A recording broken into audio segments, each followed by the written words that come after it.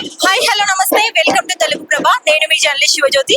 So ఇక్కడ ఏదైతే బోనాల పండుగ సందర్భంగా సికింద్రాబాద్ లోని ఉజ్జయిని మహంకాళి టెంపుల్లో ఇక్కడ జోగినిలకు అన్యాయం జరిగిందంటూ కూడా వారు వాపోతున్నారు. సో వారి మాటల్లో తెలుసుకుందాం. నమస్తే అక్క. నమస్తే అమ్మా. యావత్ తెలంగాణ ప్రజలందరికీ ఆషాఢ మాసం బోనాల శుభాకాంక్షలు.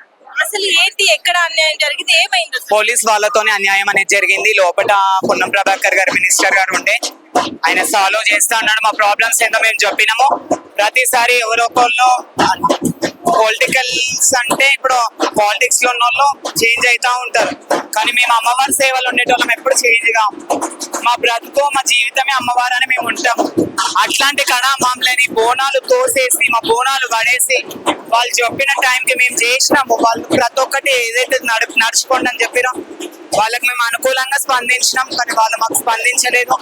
తోపులాట చేసి మమ్మల్ని హేళనగా నవ్వుల పాలు చేసారు మహంకాళి పిఎస్ వాళ్ళు. ఇక్కడ మీ ప్రాబ్లమ్స్ ఏంటో అధికారులకు తెలిపామని చెప్తా ఉన్నారు. సో మీ ప్రాబ్లం ఏంటి అక్క? అసలు ఏంటి? మాకు స్పెషల్ దర్శనం కావాలని అడుగుతున్నాం. మేము చేసేది అమ్మవారి సేవలో ఉండేది అమ్మవారి సేవలో.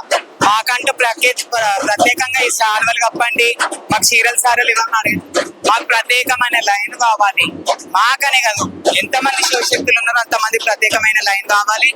బోనాలకు అంటూ ఒక స్పెషాలిటీ ఉండాలి. ఇక్కడ ఉమ్మడి దేవాలయాలకు కూడా పోవాలంటే మాకు ఒకటి టికెట్ లాంటిది, ఒకటి కార్డ్ లాంటిది ఇవ్వాలని మేము అడిగినాం. అంటే ఇంతవరకు ఎలా ఉండేది, ఇప్పుడు ఎలా ఉంది?